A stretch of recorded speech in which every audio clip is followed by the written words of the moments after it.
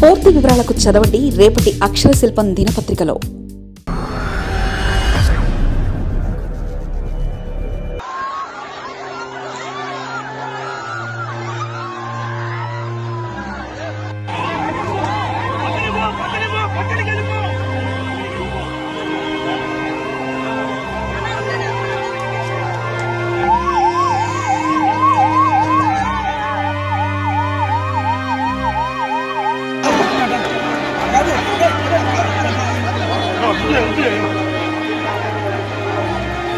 తిరుపతి ఘటన వెనుక జగన్ బ్యాచ్, అధికారులు టీడీటీ కూడా కొంత వారే.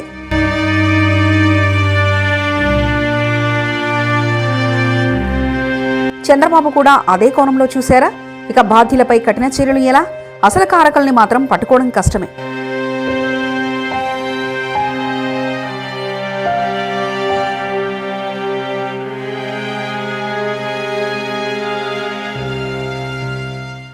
తిరుపతిలో తొక్కిసలాట జరిగి 6 మరణించిన ఘటన అందరినీ కలిసివేసింది.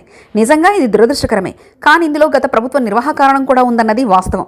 గతంలో ఎన్నడూ లేని విధంగా 2019 నుంచి 2024 మధ్య కాలంలో తిరుమలలో ఈ నూతన ఒరవడికి శ్రీకారం చుట్టారు. గతంలో వైకుంఠ ఏకాదశి ఒకరోజు మాత్రమే వైకుంఠ ద్వార దర్శనం ఉండేది. అది కాకుంటే మరుసటి రోజు మధ్యాహ్నం వరకు దర్శనాలు కొనసాగేవి.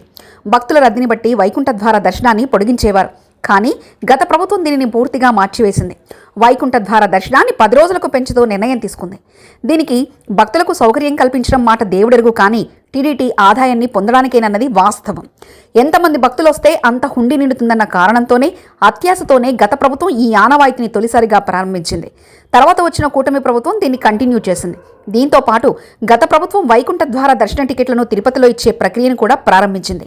అసలు తిరుమలలో శ్రీ వెంకటేశ్వర స్వామి కొలువై ఉంటే తిరుపతిలో టికెట్లను ఎందుకు విక్రయిస్తున్నారనేది ఆ వెంకటేశ్వర స్వామికి ఎరక. ఈ సాంప్రదాయాన్ని కూడా ఈ పాలక మండలి కంటిన్యూ చేయడంతోనే ఈ ఘోర దుర్ఘటన తలెత్తింది. నిజానికి తిరుమలలో ఎన్ని గంటలైనా భక్తులు వేచి చూస్తూ క్యూ లైన్లో శ్రీవారిని దర్శించుకునేవారు. అక్కడ తొక్కిసలాట సమస్య ఉండదు.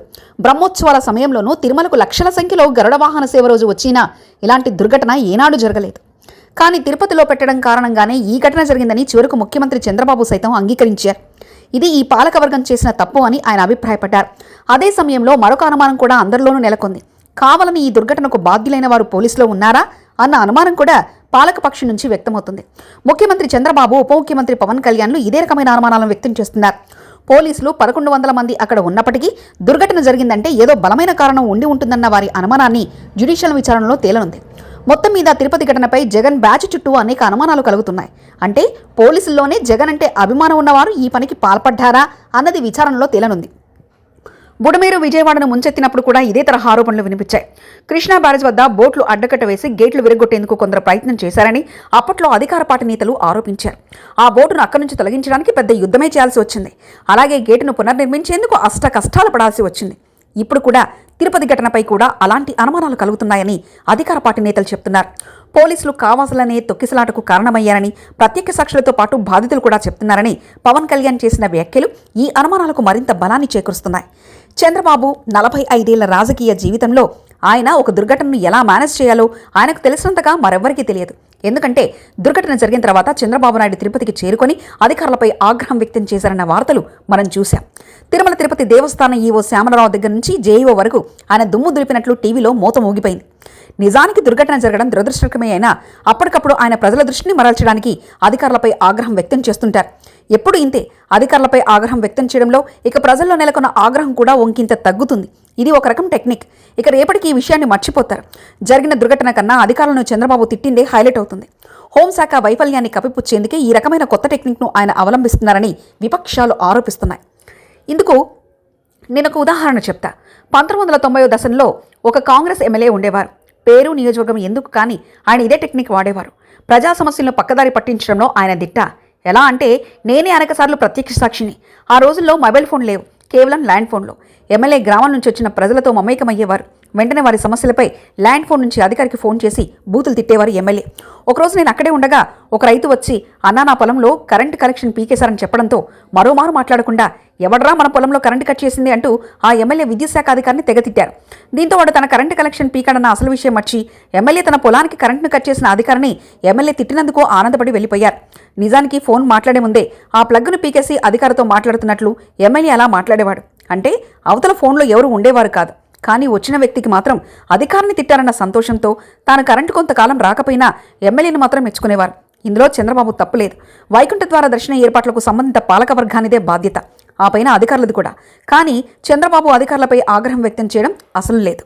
సరైన మార్గదర్శకం కూడా ఇలాగే చంద్రబాబు కూడా ఈ టెక్ను ఉపయోగిస్తున్నట్లు కనిపిస్తుంది. వైకుంఠ ఏకాదశికి టికెట్లు 1.20 లక్షల టోకెన్లు జారీ చేసిన విషయం అక్కడ ప్రజా ప్రతినిధుల నుండి, టీడీటీ బోర్డు సభ్యుల నుంచి, ఎమ్మెల్యేలు, మంత్రులు చివరికి చంద్రబాబు కూడా తెలుసు. కానీ దుర్ఘటన జరగడానికి ప్రధాన కారణం తక్కువ కేంద్రాల్లో ఏర్పాటు చేసిన టీడీటీ పాలక మండలిదే కావచ్చు. అందులోనూ తిరుపతి ఘటన జరిగింది పోలీసుల వైఫల్యమేనని అందరూ చెప్తున్నది. చివరికి కలెక్టర్ కూడా అదే విషయం చెప్పారు. కానీ ముందు జాగ్రత్త చర్యలు తీసుకోలేనిది టీడీటీ పాలక మండలి.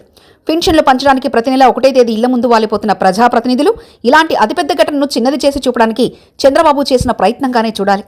ఎందుకంటే రాజకీయ నేతలు సరైన మార్గదర్శనం కూడా ఇవ్వలేదు అంటే టీడీటీ పాలక మండలిపై ఆయన ఆగ్రహం వ్యక్తం చెందలేదు, కేవలం అధికారులపై ఆగ్రహం వ్యక్తం చేశారు. చివరకు ఘటనకు బాధ్యులైన వారిని మాత్రం బదిలీ చేయాలని ఆదేశాలు జారీ చేయడం ఇప్పుడు సోషల్ మీడియాలో సెటర్లు వినబడుతున్నాయి. చంద్రబాబు ఇలాంటి టెక్నిక్లోనే అసలు సమస్యను పక్కదారి పట్టించేందుకు ప్రయత్నిస్తున్నారని కమ్యూనిస్టు పార్టీలు, వైసీపీ వంటి పార్టీలు ఆరోపించారు. ఘటన జరిగిన తర్వాత వరుసగా మంత్రుల్ని పంపడం, చివరకు అందరూ వచ్చి తిరుపతిలో వాలిపోవడం కూడా ఈ ఘటనది చిన్నది చేయడానికేనన్న విమర్శలు వినిపిస్తున్నాయి. మొత్తం మీద చంద్రబాబు నాయుడు నిన్న ప్రధాని మోదీ పాల్గొన్న విశాఖ సభ సక్సెస్ అయిన ఆనందం ఎక్కువసేపు నిలవకుండా తిరుపతి ఘటనను ఇలా చేశారన్న బాధ ఆయనలో ఎక్కువగా కనిపిస్తుంది. అధికారులతో పాటు ప్రజాప్రతినిధులను కూడా బాధ్యులను చేయాలని పలువురు డిమాండ్ చేస్తున్నారు. ఇప్పుడు వైకుంఠ ఏకాదశి ఏర్పాట్లపై సమీక్షలు చంద్రబాబు చేస్తున్నారు. అదేదో ముందే మంత్రులు చేసి ఉంటే ఇంతటి తప్పిదం జరిగి ఉండేది కాదు కదా అని విపక్షాలు దుమ్మెత్తిపోస్తున్నారు. మరిన్ని కథనాల కోసం సబ్స్క్రైబ్ చేసుకోండి మీ అక్షర శిల్పం. పూర్తి వివరాలకు చదవండి రేపటి అక్షర శిల్పం దినపత్రికలో.